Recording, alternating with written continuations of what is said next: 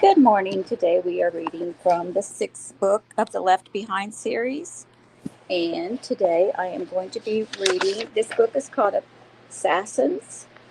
And I'm going to be reading chapter 16 today. And I'll begin to read. Buck suffered from jet lag and the decision to stay up late with Dr. Rosenzweig. He had spent much of the night pleading with Chaim to come to Christ. It's the reason I'm here, Buck told his old friend. You must not put it off any longer. You're not getting younger. The judgments and woes get worse now until the end. Odds are you will not survive. Chaim had nearly dozed off several times, lounging on the couch across from Buck. I am at a crossroads, Cameron. I can tell you this. I am no longer an agnostic. Anyone who tells you he still is a liar. I recognize the great supernatural war between good and evil. Buck leaned forward. What then, Doctor? Can you remain neutral? Neutrality is death. Neutrality is a no vote. You pretend to leave the issue to others, but in the end, you lose. There is so much I don't understand. Who, besides perhaps Tyson, understands much of anything? We're all new at this, just feeling our way. You don't have to be a theologian. You just need to know the basics, and you do. The question now is what you do with what you know. What do you do with Jesus? He has staked a claim on your soul. He wants you, and he has tried everything to convince you of that. What will it take, Chaim?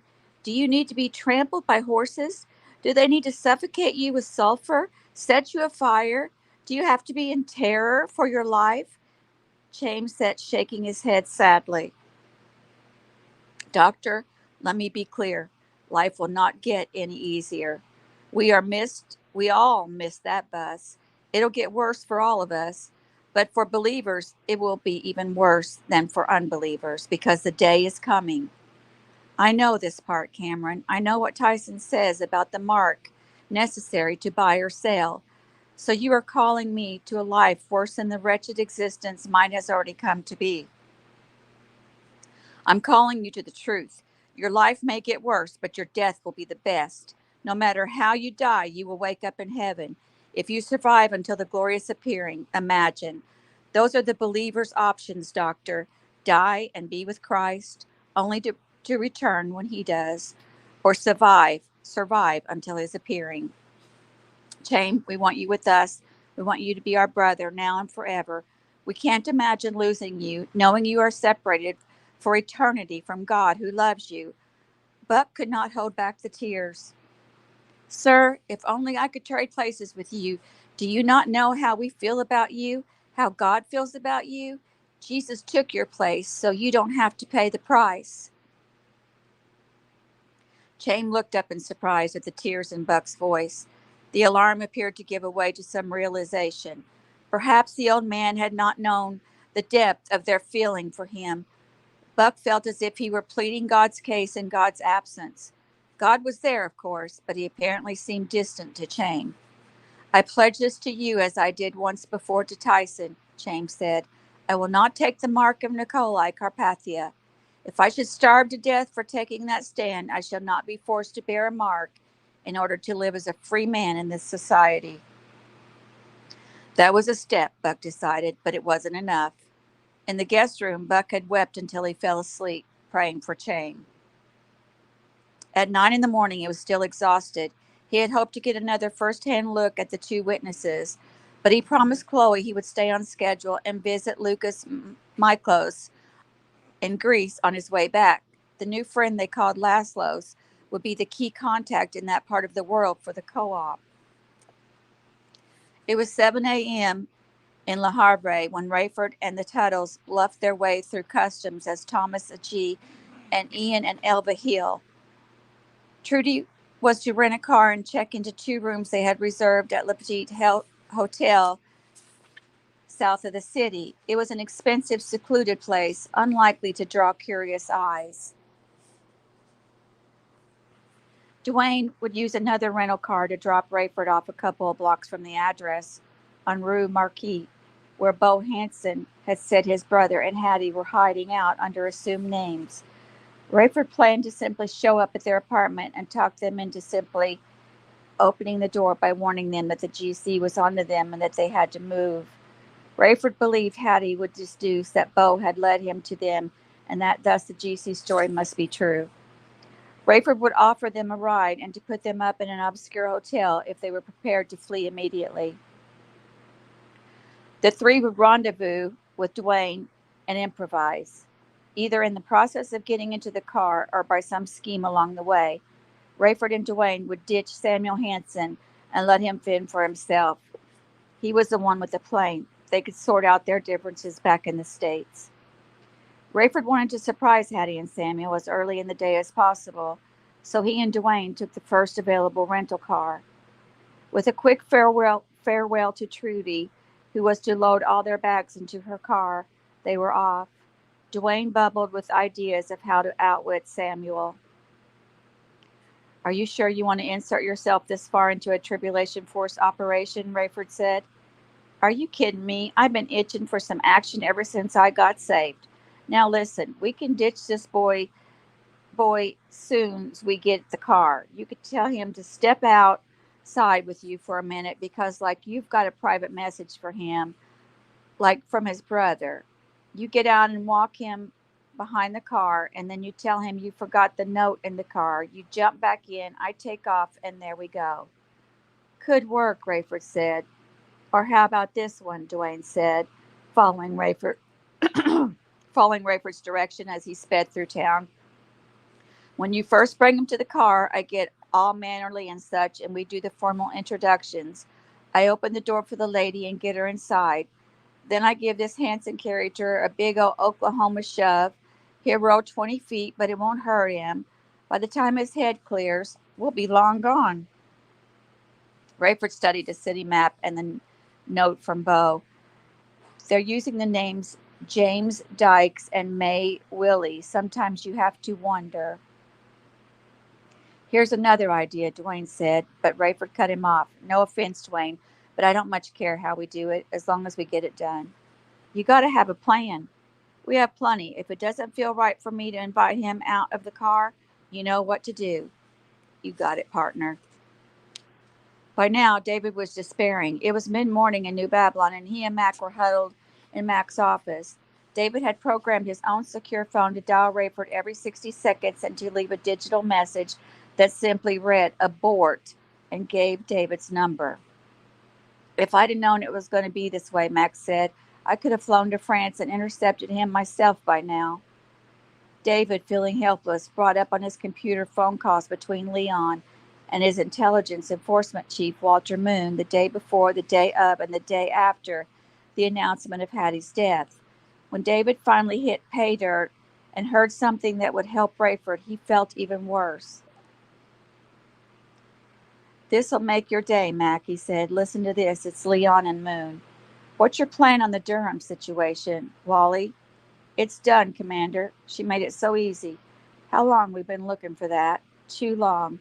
Now what's done? What did you do?"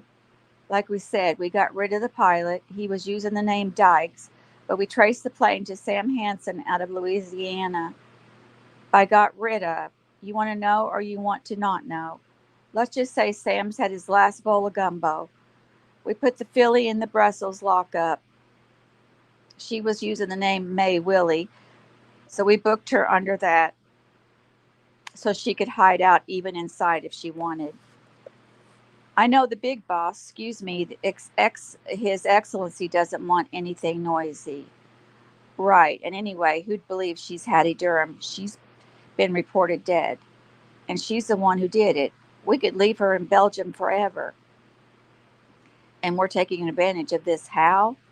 We informed the pilot's only living kin, his brother, in a note that looks like it's from Sam, that Sam would be holing up in France for a while, so don't expect to hear from him. We figure the brother will eventually get suspicious or run out of patience and come looking for him. We just hope her Judite friends will find her through the brother first because we have a surprise for them." "I'm listening." "We got a look-alike staying at the apartment, claiming to be Dykes. He plays coy, but then promises to take any snoops to Hattie. They wind up in the same situation as the Cajun, if you get my drift. Excellent, Wally. Mac shook his head. You keeping Tyson informed? Rayford's walking into a hornet's nest, and those people over there, particularly his daughter, ought to be prepared in case he never comes back. David nodded and reached for his phone, but it was ringing. He zeroed in on the caller ID. It's him. Mac leaned over to listen in, and David hit the button. Captain Steele, where are you, man? I've been trying to call you for. Excuse me, this is Mrs. Dwayne Tuttle. You can call me Trudy. My husband and Captain Steele left me to arrange for hotel rooms and take care of the luggage. I saw this phone in the captain's bag, and I'm sorry, but I turned it on out of curiosity. Well, just dozens and dozens of messages have been scrolling by, all with your number and this abort message, and I thought I ought to call. Ma'am, thank you. Where is Captain Steele right now? He and my husband are on their way to try to find Miss Durham. Does your husband have a phone? No, sir. He sure doesn't. Is there any way we can reach them? I have the address where they're going if you'd like to call the young lady. Mac grabbed the phone. Ma'am, this is Mac McCullum. Remember meeting me in Africa? Yes, sir. How are you feel? Trudy, listen to me and do exactly what I say. It's a matter of life and death. Do you know that town? Just from the airport to here. Get yourself a map at the desk and have them tell you the fastest way to Hattie's address. Drive there as fast as you can. If anyone tries to stop you, don't let them and explain later. At all costs, you must tell Captain Steele to abort. He'll take it from there. Abort. Yes, sir. Any questions? No, sir. Then do it right now, Trudy, and call us to let us know what happens.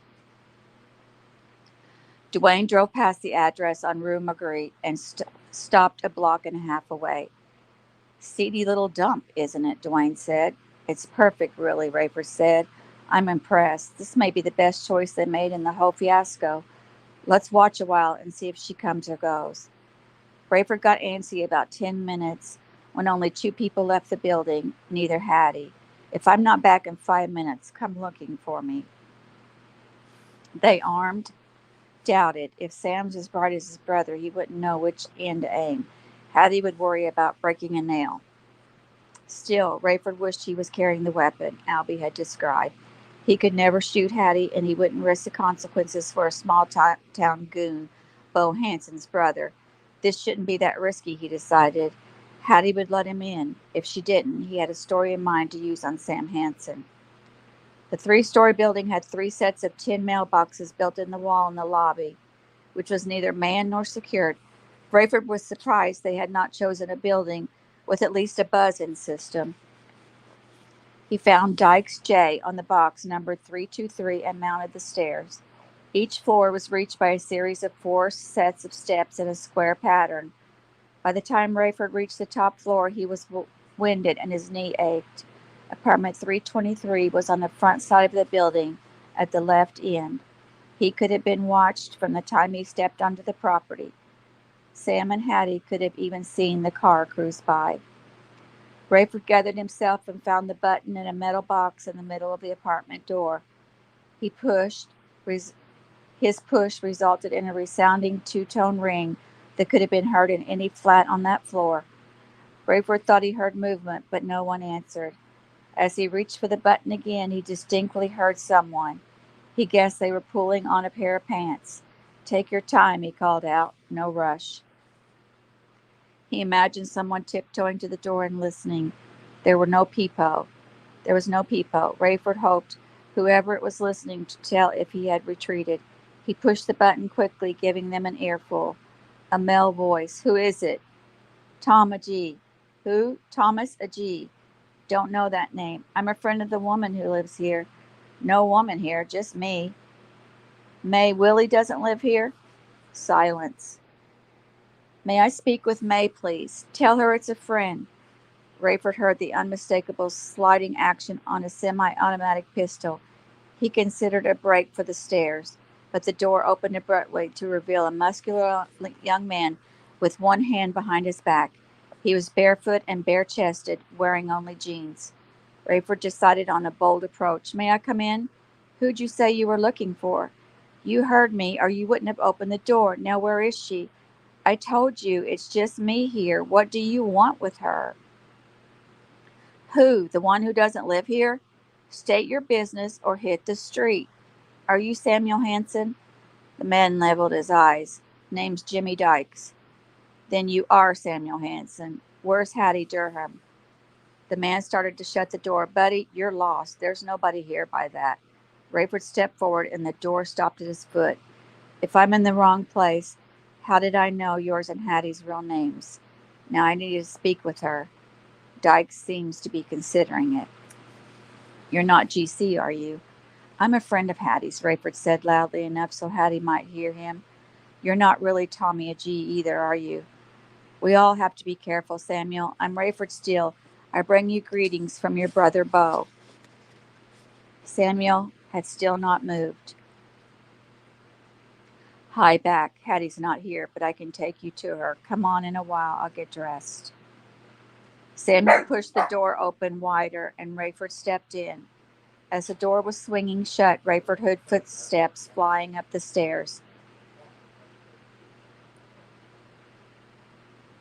Samuel headed for another room, and he turned his back.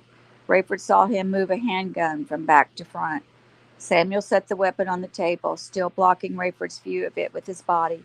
He grabbed a shirt and had one arm in it when frenzied banging on the door and ringing of the bell made both men start. Rayford hoped it was Hattie. He ignored Samuel's look and swung the door open. Trudy? His life shifted onto slow motion as he desperately tried to remember her undercover name.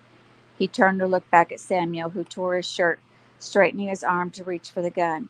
Trudy screeched, "Abort!" and reached as if to pull Rayford from the room, but he knew neither of them could run from that weapon.